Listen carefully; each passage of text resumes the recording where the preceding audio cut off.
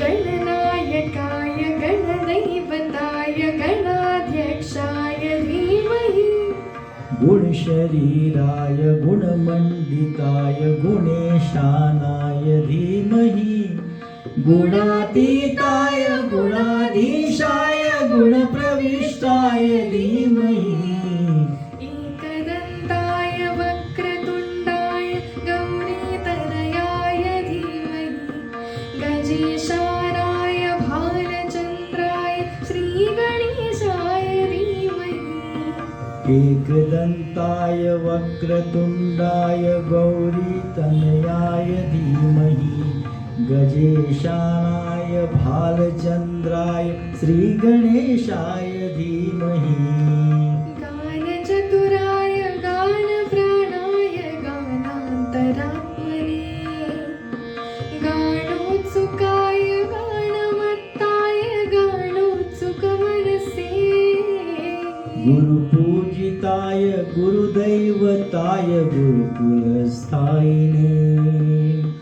गुरुविक्रमाय गुह्यप्रवराय गुरुवे गुणगुरुवे गुरुदैत्यगलक्षेत्रे गुरुधर्मसदाराध्याय गुरुपुत्रपरित्रात्रे गुरुदखण्डखण्डकाय गीतसाराय गीततत्त्वाय गीतगोत्राय धीमहि गूढगुल्फाय गन्धमत्ताय गोजयप्रदाय धीमहि गुणातीताय गुणाधीशाय गुणप्रविष्टाय धीमहि एकदन्ताय वक्रतुण्डाय गौरीतनयाय धीमहि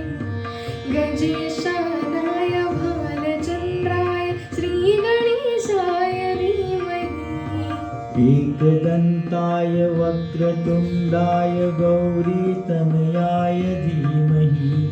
गजेशानाय भालचन्द्राय श्रीगणेशाय धीमहि